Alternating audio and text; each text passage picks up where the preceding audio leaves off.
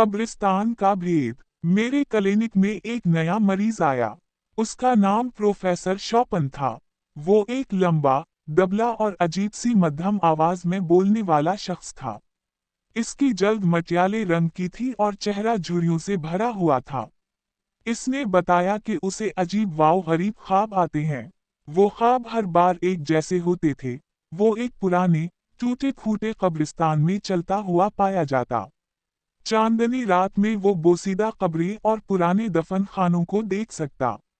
फिर वो एक खास कब्र पर रुकता, जहां जंग आलूद जंजीरें दरवाजे से लटक रही होती। वो अंदर दाखिल होता और दीवार से लगे ताबूतों में से एक के पीछे एक खुफिया लीवर तलाश करता।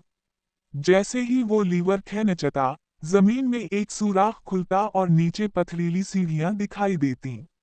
एक बदबूदार, सड़ा हुआ तफुन अंधेरे से उठता, लेकिन वो नीचे जाता। नीचे सुरंगों का एक भूल भुलैया नुमा जाल फैला होता। वो उन सर्द वाव तारीख गुजरगाहों में खामोशी से भटकता रहता, जब तक कि फिर मैंने इन्हें देखा, उसने सरगोशी में कहा। मैंने उनकी दहशत देखी, इन मखलूकात को जो कब्रिस्तान के नीचे रहती हैं। वो मर्दार खोर गौल जो इंसानों की लाशों पर पलते हैं।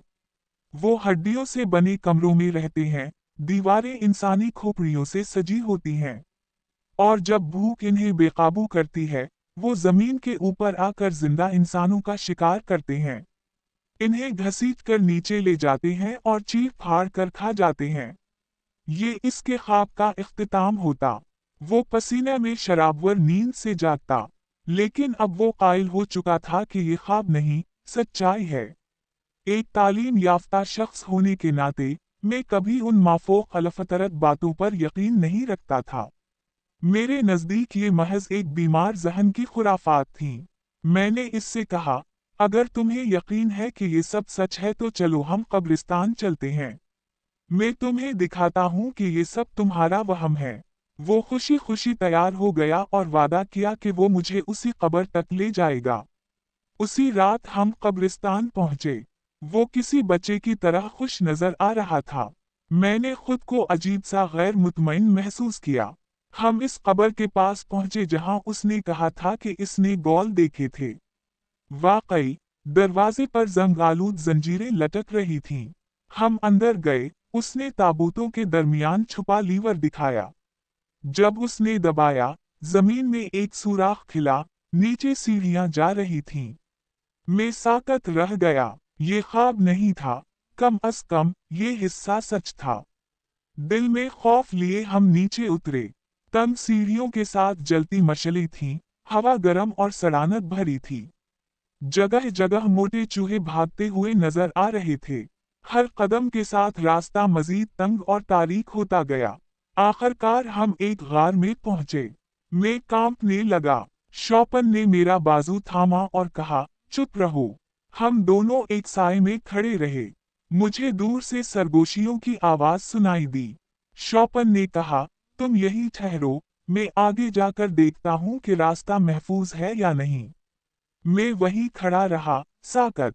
जैसे जैसे वक्त गुजरा, मेरे शक बढ़ते गए। क्या ये सब पागलपन था?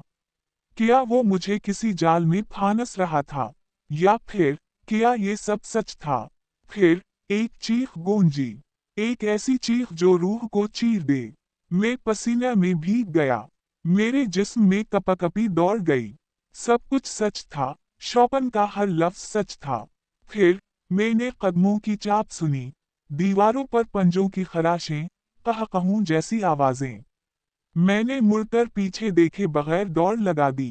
गार से, सीढ़ियों से, ऊपर ऊपर, मेरे पीछे उनके कदमों की गूंज बढ़ती गई।